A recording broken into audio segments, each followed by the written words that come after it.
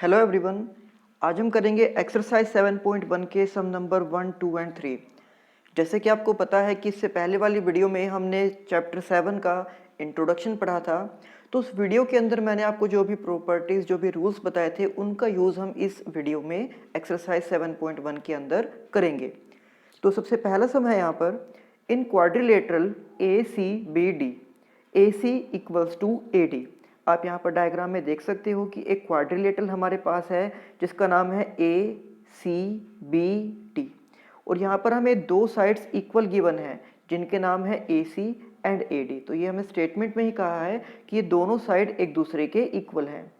इसके बाद स्टेटमेंट में कहा गया है कि AB बाइसेक्ट एंगल A, कि जो लाइन ड्रॉ की गई है यानी कि इस क्वाड्रिलेटरल के अंदर ये जो एक डायगोनल ड्रॉ किया गया है AB, इस AB ने इस एंगल A को बाइसेक्ट किया यानी कि इसको दो इक्वल पार्ट्स में डिवाइड किया। दैट मीन्स ये एंगल और ये एंगल दोनों एक दूसरे के इक्वल हो जाएंगे। अब इसके बाद हमें यहाँ पर शो करना है कि triangle ABC and triangle ABD दोनों एक दूसरे के कॉन्ग्रुएंट ट्रायंगल हैं। और इसके बाद हमसे ये पूछा गया है कि what can you say about BC and BD, कि ट्रायंगल को कॉन्ग्रुएंट प्रूफ करने के बाद हमें ये बताना है कि BC और BD दोनों एक दूसरे से किस तरीके से रिलेट करती हैं।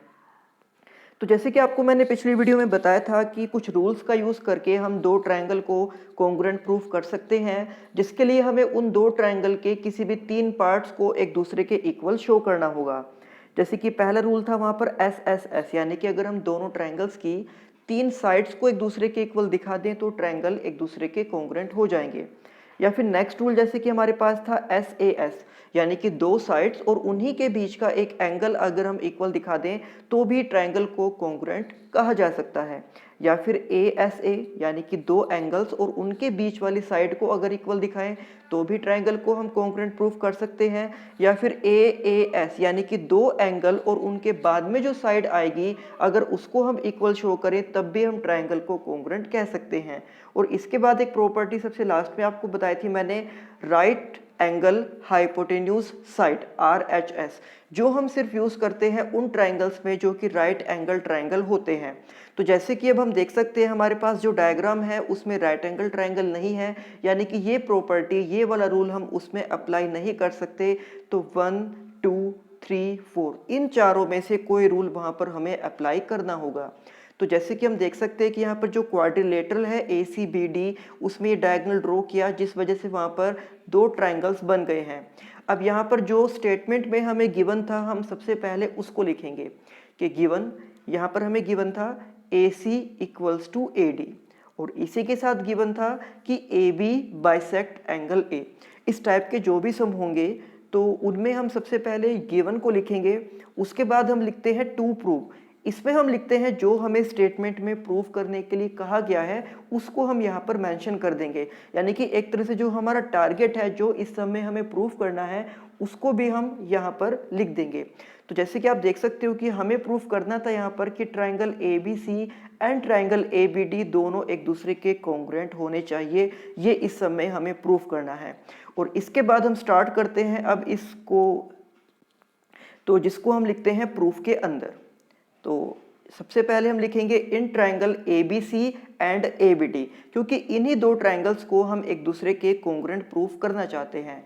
तो अगर हम देखें कि इन दो ट्रायंगल्स में कौन कौन से पार्ट्स एक दूसरे के इक्वल हैं, तो जैसे कि ये हमें पहले ही कहा गया था कि AC और AD एक दूसरे के इक्वल हैं, यानी कि फर्स्ट ट्रायंगल में AC और इस सेकंड ट्रायंगल के अंदर AD, ये दो साइड एक दूसरे के इक्वल हो गई हैं। तो हमने यहाँ पर लिख दिया है कि AC इक्वल्स टू AD, और साइड में इसका रीज़न भी हमने लिख दिया है कि ये हमें स्टेटमेंट में गिवन था, इसलिए हम इन दोनों को एक दूसरे के इक्वल लिख रहे हैं।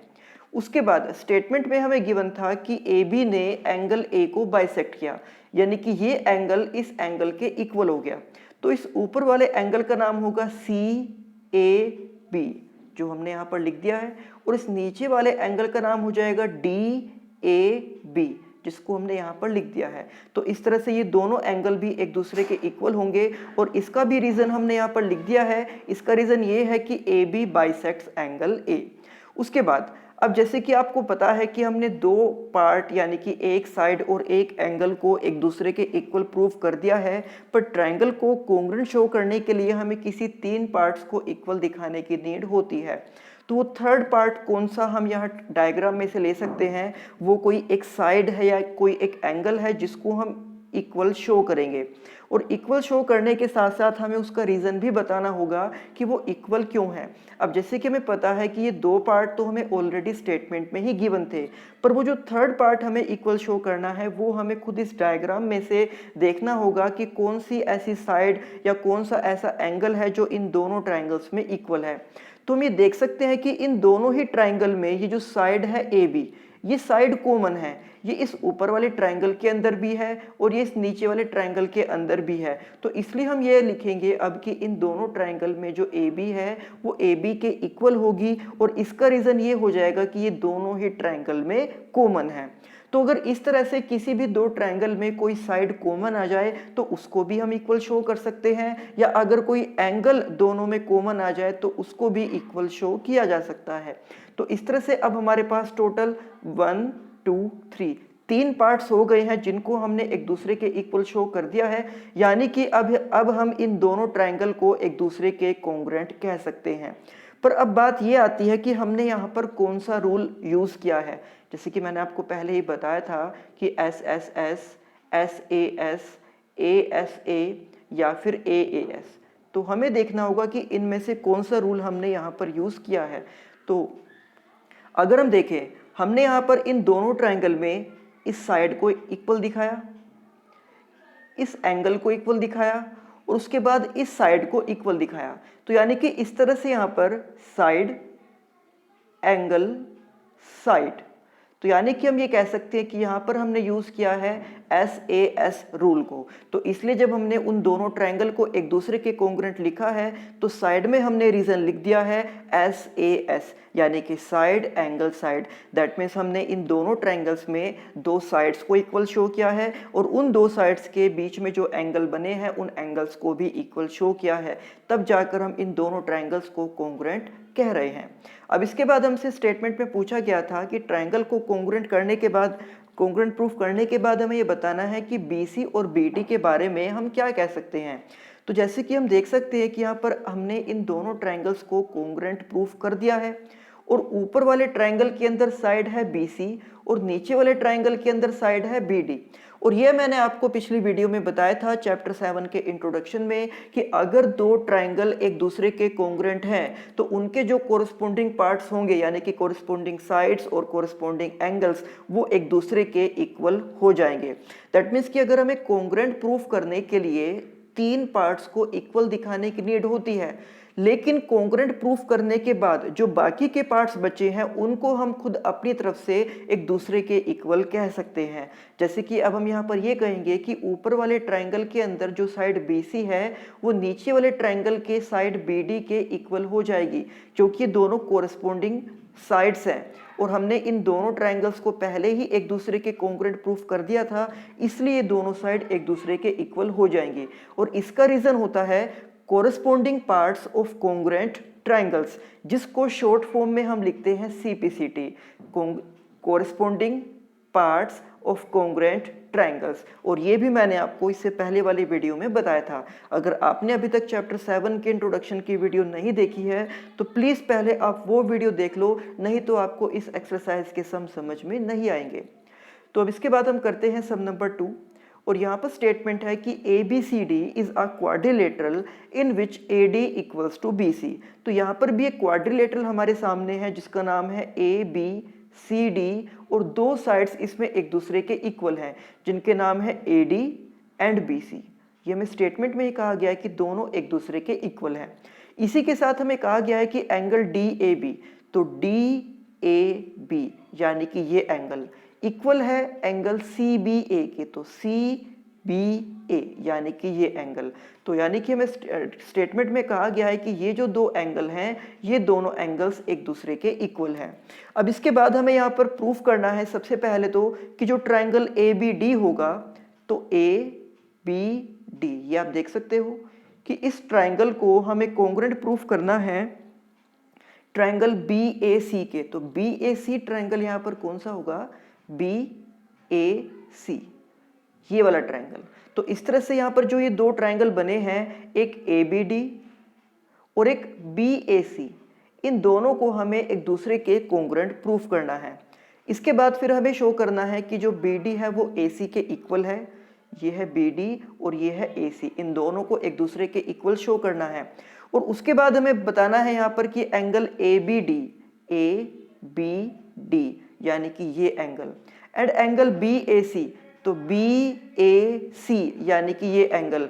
तो इस तरह से जो ये दो एंगल बने हैं, इन दोनों को भी हमें एक दूसरे के इक्वल प्रूफ करना है। तो चलिए अब स्टार्ट करते हैं हम यहाँ पर इस सम को।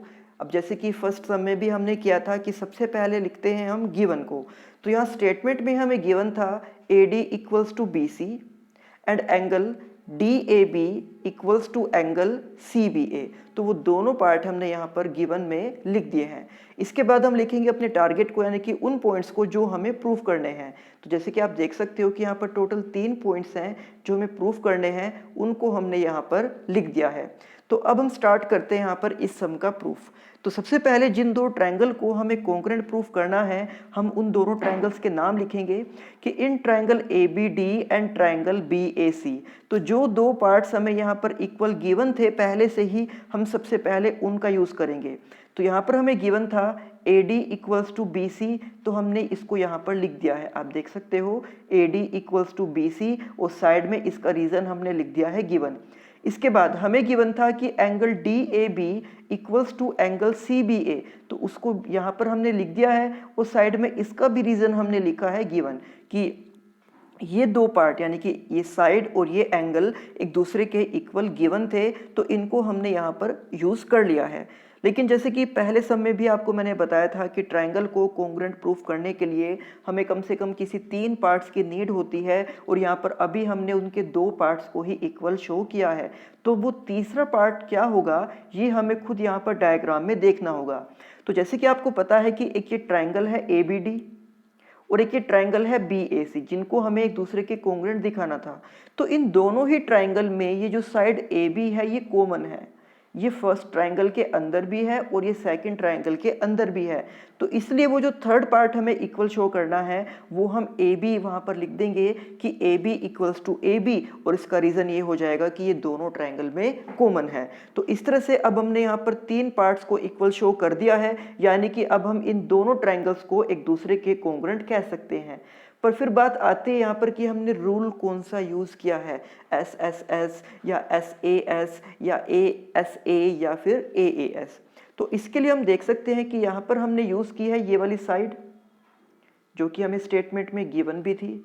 उसके बाद हमने यूज़ किया है ये वाला एंगल, ये भी स्टेटमेंट में हमें गिवन था। और हमने यूज़ की है ये वाली साइड AB, जो दोनों ही ट्रायंगल्स में कॉमन थी, यानी कि साइड एंगल साइड। तो हम ये कह सकते हैं कि यहाँ पर भी हमने SAS रूल को ही यूज़ किया है उन दोनों ट्रायंगल को कॉन्ग्रुएंट प्रूफ करने के लिए।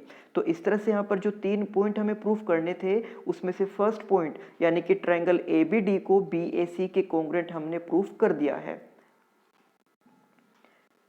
अब हमें सेकंड पॉइंट प्रूफ करना था यहाँ पर BD इक्वल्स टू AC। तो जैसे कि फर्स्ट सम में मैंने आपको बताया था कि एक बार जब कोई दो ट्रायंगल कॉन्ग्रुएंट प्रूफ हो जाते हैं, तो उसके बाद हम उसके किसी भी कोरिस्पोंडिंग पार्ट्स को एक दूसरे के इक्वल शो कर सकते हैं, और उसका रीज़न हम लिखते हैं CPCT, जिसका मतलब होता है corresponding parts of congruent triangles. तो यानी कि अब हम डायरेक्ट ये लिख सकते हैं कि जो BD है वो AC के इक्वल है, और इसका रीज़न हो जाएगा CPCT। इसी तरह से इस थर्ड पॉइंट को प्रूफ करने के लिए, जहाँ पर हमें शो करना है कि एंगल ABD एंगल BAC के इक्वल होना चाहिए, तो इसको भी हम डायरेक्ट लिख सकते हैं कि दोनों एंगल्स एक दूसरे के इक्वल हैं, और इसका भी रीज़न यही है कि CPCT यानी कि कोरिस्पोंडिंग पार्ट्स ऑफ कॉन्ग्रुएंट ट्रायंगल्स। तो इसके बाद है सम नंबर 3, जहाँ पर हमें स्टेटमेंट दी गई है कि AD and BC are equal perpendicular to a line segment AB, कि एक लाइन सेगमेंट है हमारे पास AB, ये आप यहाँ डायग्राम में देख सकते हो, और इस AB के ऊपर 2 परपेंडिकुलर ड्रॉ किए गए हैं। एक परपेंडिकुलर है AD और दूसरा परपेंडिकुलर है BC।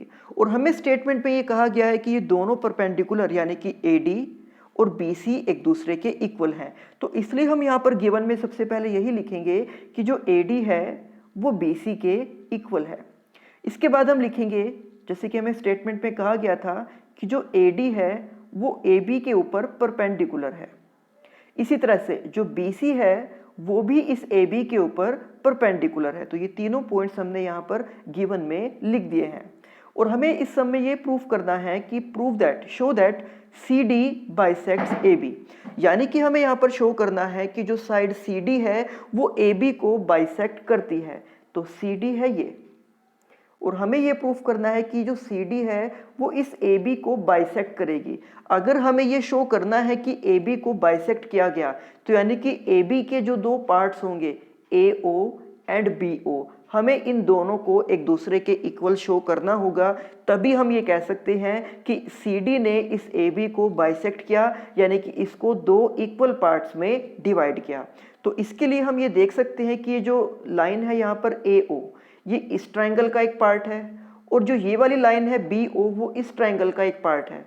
तो अगर हमें इस लाइन को इस लाइन के इक्वल प्रूफ करना है, यानी कि अगर हमें AO को BO के इक्वल प्रूफ करना है, तो इनको इक्वल प्रूफ करने से पहले हमें इन दोनों ट्रायंगल को एक दूसरे के कोंग्रुएंट शो करना होगा।